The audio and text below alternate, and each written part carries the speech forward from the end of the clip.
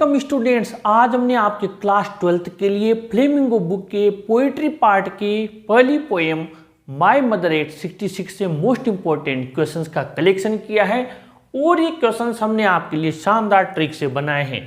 पहला जो क्वेश्चन आप देखिए जो कि मोस्ट इंपॉर्टेंट है, the poetess is afraid of the permanent departure from her mother while going to abroad. यानी जो कवित्री है वो डरी हुई है परमानेंट यानी कि स्थायी डिपार्चर यानी अलग होना, जुदाई से उसकी माँ से यानी हमेशा के लिए अलग हो जाएगी। जब वो विदेश जा रही है उस समय इतना डर उसके मन में है।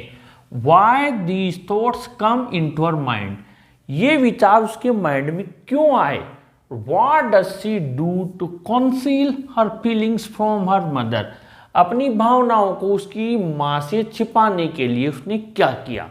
ये लॉन्ग आंसर टाइप में पूछा जा सकता है आपसे और इसका आंसर ये है कि the poetess is worried, painful and fearful about her mother's old age weakness.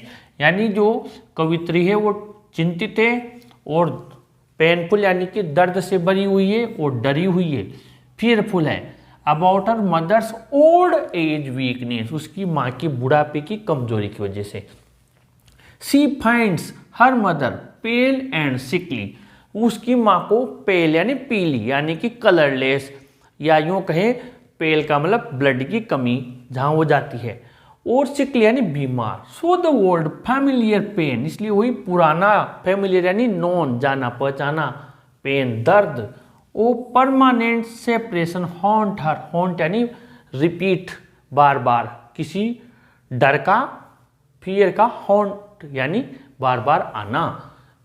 ये तो उस फेमिलियर पेन वो वही जाना पहचाना भय लगातार उसके मन में आ रहा है। कौन सा? उसकी माँ से परमानेंटली अलग होने का। She may die any day, वो किसी भी दिन मर सकती है उसकी माँ। This possibility worries the poetess, इसी संभावना से पोएटिस चिंतित है। The poetess reassures herself and her mother by saying see you soon amma, उसकी माँ और स्वयं को रीअश्योर करती है यानी कि दोनों को क्या करती है, एक तरीके से दिलासा देती है ये कहते हुए कि फिर मिलेंगे अम्मा।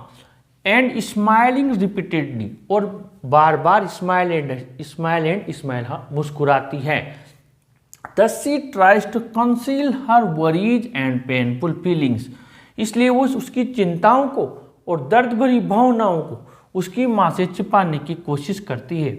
However, हालांकि she knows, वो जानती है द रियलिटी, सच्चाई, हकीकत।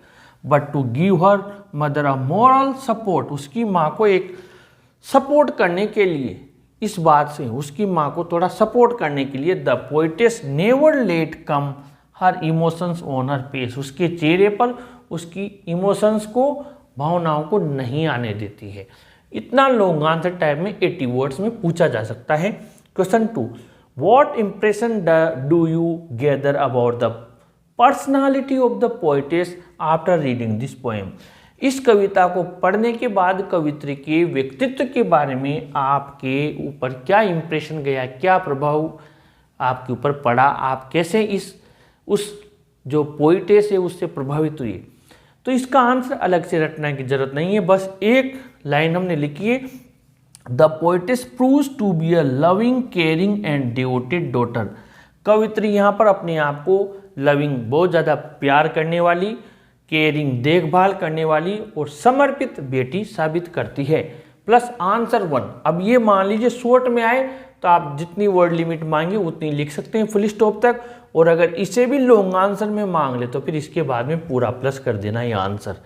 आगे बढ़ते हैं question 3, how does the poetess use contrary images aptly, कवित्री यहाँ पर विरोधाभासी इमेजेज को कैसे एप्टली यानी सटीक तरीके से यूज करती है जो विरोधाभास में है।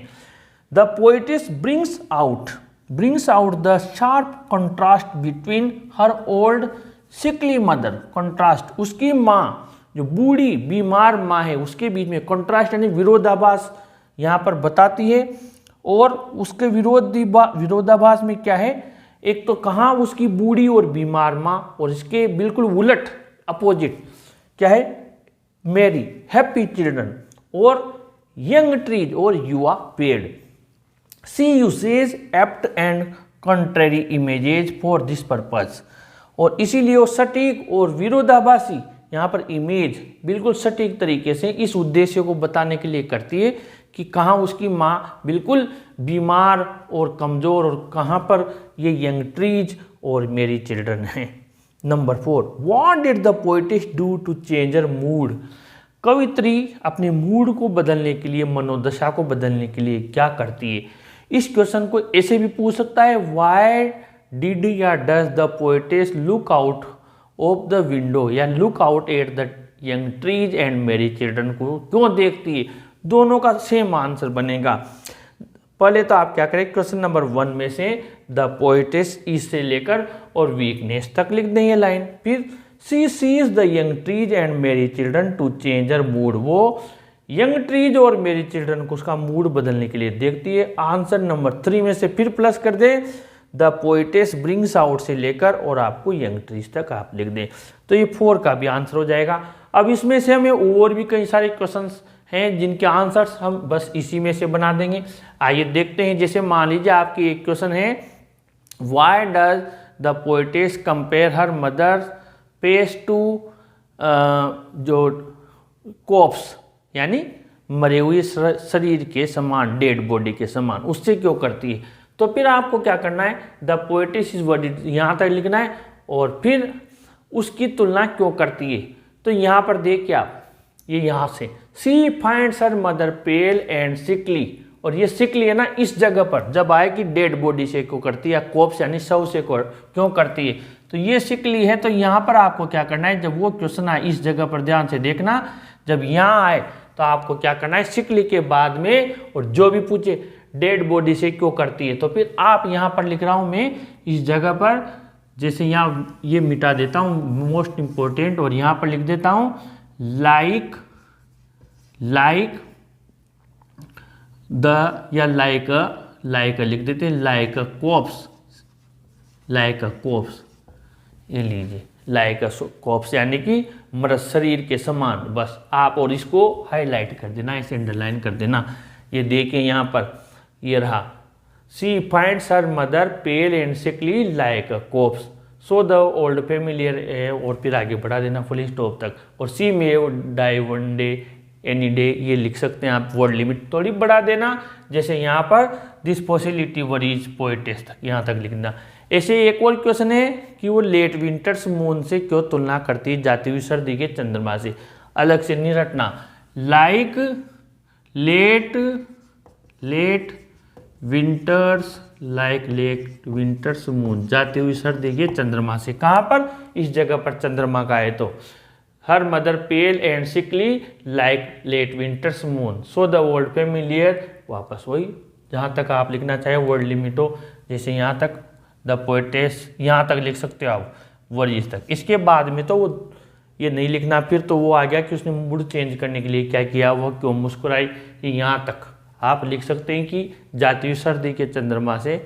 या कवित्री, एक और क्वेश्चन है most important, what was the poet's old familiar एक, बहुत ही ज्यादा आपका पहला क्वेश्चन दिया हुआ है, कवित्री का जाना पहचाना डर क्या था, भय क्या था। तो द पोएटिस इज वरीड, और यहाँ तक ये वरीज द पोएटिस तक आप लिख सकते हैं।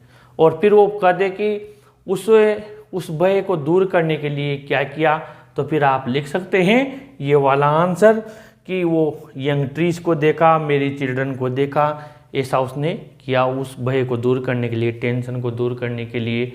और भी कोई क्वेश्चन आता है इससे रिलेटेड, ज़्यादातर मैंने आपको बता दिए। फिर भी मान लीजिए कोई अलग से कोई क्वेश्चन आता है, तब भी इन्हीं में से बहुत से आंसर आपके बन जाएंगे। मैंने इसके अदर वीडियोस भी बनाए हुए हैं, कॉमन आंसर का भी और कई सारे क्वेश्चंस का भी, पर आज मुझे लगा कि ये मोस्ट है और कई सारे क्वेश्चंस इसमें से हमारे प्रिपेयर हो रही हैं, तो मैंने आपके लिए ये बनाया। तो प्लीज़ आप इसका स्क्रीनशॉट ले लीजिए और ऐसे ही आपके लिए मेहनत करते रहेंगे कंटिन्यू एग्ज़ाम तक। इस वीडियो को ज़रूर लाइक शेयर कीजिए और अपने चैनल को भी ज़रूर सब्सक्राइब कीजिए स्टूडेंट्स। Thank you.